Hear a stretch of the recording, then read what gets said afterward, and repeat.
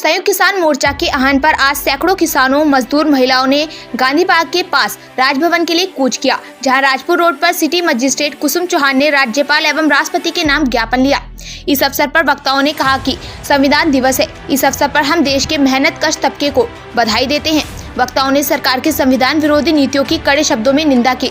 वक्ताओं ने कहा कि स्वामीनाथन की सिफारिशों के अनुसार C2+ 50% के आधार पर किसानों की सभी फसलों के न्यूनतम समर्थन मूल्य के लिए कानून बनाने के लिए भारत सरकार द्वारा एक तरफ बनाई गई कमेटी को खत्म कर नई कमेटी का गठन किया जाए, जिसमें किसानों सहित संयुक्त किसान मोर्चा के सम्मानजनक प्रतिनिधित्व हो, जैसा भारत सरकार द्वारा आश्वासन दिया गया था।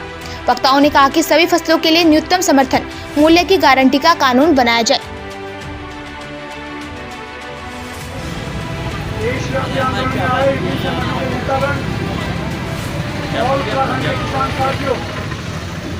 साथियों, 2 वर्षों से हिंदुस्तान और किसान और हिंदुस्तान का मजदूर सड़कों पर है, लेकिन हिंदुस्तान की सरकार अभी भी टस से मस नहीं हो रही।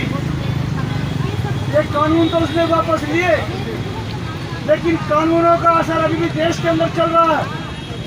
सबसे पहले 2014 में भूमि अधिग्रहण का कानून सरकार लाई थी। वो अधिग्रहण का कानून धक्का मारकर किसानों ने वापस तो करा दिया था, लेकिन उसका आहिस्ता आहिस्ता ये सरकार लागू कर रही है। इस जिले के अंदर पांवटा बल्लूपुर हाईवे बन रहा है।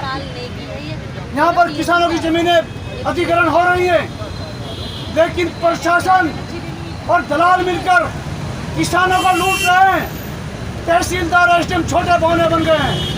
कोई सरकारी अफसर किसानों की मदद नहीं कर रहा है। हमें तो लगता है कि वो अधिग्रहण का कानून देश के अंदर मौजूद है। जोर जबरदस्ती किसानों की जमीन लूटी जा रही है। कोई MSP लागू नहीं हुई, किसान का धान ऐसे ही खरीद लिया गया। देश के अंदर, प्रदेश के अंदर हजारों बीघा जमीन खाली पड़ी रह गई।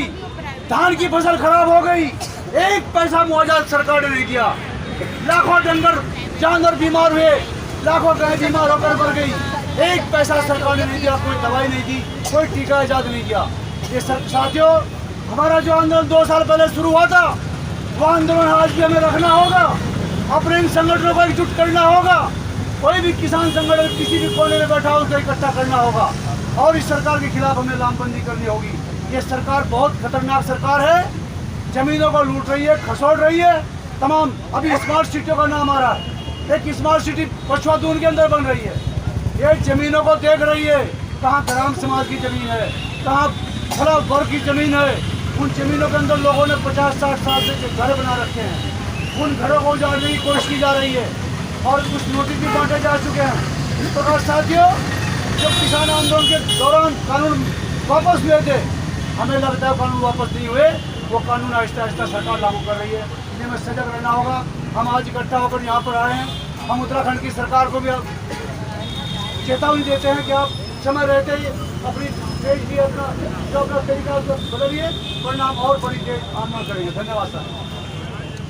साथियों, जैसा कि ये सरकार का रवैया है, अभी यहाँ नकरौता में एक सीवर प्लांट नदी पे और बस्ती के अंदर लगाया जा रहा है। वहाँ के तमाम लोग 100 दिन से इस आंदोलन के खिलाफ लड़ रहे हैं, लेकिन क्या मजाल है सरकार उनकी बात सुनने को तैयार हो।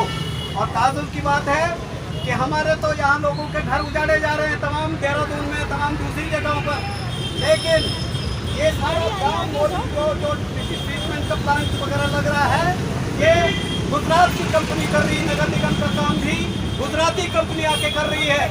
हमारे वहाँ के संघर्ष समिति के नेता साथी बलबीर सिंह जी यहाँ पर हैं। उनसे मेरा निवेदन है कि वो आए और अपनी बात रखें, ताकि उस आंदोलन को भी हम सब लोग मिलकर मुकाम तक ले जाएं, जीत तक ले जाएं। उसमें भी आप सब लोगों का सहयोग चाहिए कि सरकार को झुकाएं, ये जनता की बात सुने। सभी किसान नेताओं से मेरी अपील है कि इस मोर्चे को मजबूती से चलाया जाए, मजबूती से लड़ाई की जाए और हमारा जो सिविल प्लांट का आंदोलन है वो कम से कम 90-92 दिन हो गए हमको लड़ते हुए। अभी तक गवर्नमेंट कोई भी अधिकारी मौके पर नहीं पहुंचा अभी तक, ना उसके बारे में कोई सूझबूझ ली। जनता के बीच में, गांव के बीच में बन रहा है वो प्लांट और नदी है पास में, तो इसलिए हमारा आंदोलन उसके लिए चल रहा है कि इस जगह को आप चेंज करें, दूसरी जगह इसको बनाया जाए। हमारा यही उनसे अपील है। ठीक है, बहुत बहुत धन्यवाद। हमारे बीच में यहाँ पर संघर्ष समिति के साथी प्रतिनिधि हैं, उनसे भी निवेदन है कि सूक्ष्म में अपनी बात रखें।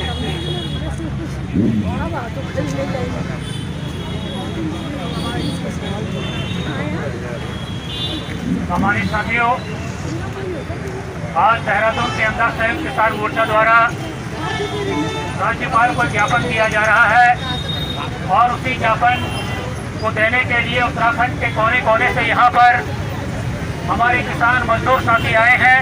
मैं उन सबका यहाँ पर स्वागत करता हूँ। और साथियों,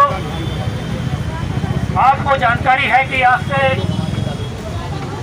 लगभग 1 साल तक इस देश के अंदर, इस देश की राजधानी के दिल्ली के चारों तरफ किसान बैठा था और उन किसानों ने उस तानाशाही सरकार को झुकाया था जो इस बात के लिए मशहूर थी कि ये सरकार नहीं झुकती और जो भी ये नियम, जो भी ये कानून बनाती है वो आम जनता के लिए बनाती है। लेकिन जब इस देश के कोने कोने से यहाँ का किसान मजदूर सड़कों पर निकल कर आया और उसने कहा कि ये कानून हमारे हित का नहीं है, ये कानून किसानों का विरोधी है, ये कानून किसानों को मौत के घाट उतारने वाला है, तो उस सरकार को भी ये काले कानून वापस लेने पड़े। और मजबूरन जब ये काले कानून वापस लिए, उसके बाद जो डिमांड, जो मांग संयुक्त किसान मोर्चा ने रखी थी, लेकिन उसके बाद वो सरकार सुन्न हो गई, उसके बाद किसी भी मांग को नहीं माना गया। तो साथियों, हम कहना चाहते हैं कि आज संयुक्त किसान मोर्चा ने आह्वान किया है कि हम एक राज्यपाल को पूरे देश के अंदर एक ज्ञापन सौंपेंगे और उस ज्ञापन में जो हमारी पुरानी मांगे हैं वो मांगे रहेंगी।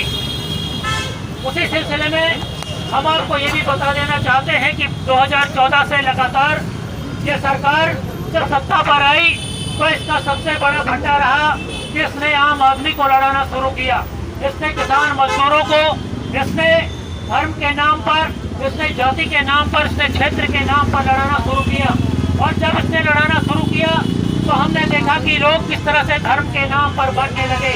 आज हमारे देश का जो मुद्दा है, आज हमारे जो उत्तराखंड का मुद्दा है रोजगार, कि यहाँ के नौजवानों को रोजगार कैसे मिलेगा, पहाड़ के अंदर जो फसलें बर्बाद हो रही हैं, जो सुअरों की यहाँ पर जो लगातार बढ़ रही है संख्या, वो कैसे यहाँ के किसान अपनी खेती की तरफ लौटेगा। लेकिन आज ये सरकार, हम देख रहे हैं कि उनकी तरफ उनका कहीं भी ध्यान नहीं है। आज पूरा उत्तराखंड पलायन के दौर से गुजर रहा है। उत्तराखंड बनने के बाद जो हमारे माँ बहनों ने यहाँ पर संघर्ष किया था और उनका ये वादा था कि इस राज्य को हम पलायन से, यहाँ पर पलायन नहीं होगा। लेकिन आज़ादी के बाद और उत्तराखंड बनने के बीच में जितना पलायन हुआ था, उससे अधिक पलायन उत्तराखंड बनने के बाद और आज तक, यानी कि 20 साल के बीच में हो गया। तो साथियों, ज्यादा वक्त नहीं है, मैं अपनी इस वाणी को यही समाप्त करता हूँ और किसान संयुक्त मोर्चा को हम लोग मजबूत बनाएंगे। किसान संयुक्त मोर्चा हो चाहे मजदूरों का मंच हो, इस मंच के तहत हम लोग एकजुट हो और इस देश की आजादी की लड़ाई को हमें लड़ना है। हमारे साथ बहुत दूर से आए हमारे किसान नेता भाई अवतार सिंह जी हैं। मैं उनसे भी निवेदन करूंगा वो आए, अपनी बात रखें, ताकि हम किसानों की एकता पूरे उत्तराखंड में भी हिंदुस्तान की तरह बना पाएँ। मेरी भी लगाई। सम्मानित साथियों, सभी लोग जानते हैं कि हम लोगों ने 13 महीने तक इस सरकार के खिलाफ दिल्ली में धरना प्रदर्शन किया। वो मांग, वो कानून, जो 3 काले कानून जो बनाए जा रहे थे, किसानों के खिलाफ नहीं थे, बल्कि देश की 75% जनता के खिलाफ। थोड़े 1-2 लोग रहे हैं। मैं आपको बताना चाहता हूँ, वो कानून हर उस व्यक्ति के खिलाफ थे जो गरीब है, जो खाना खाता है, जो रोटी खाता है। साथियों,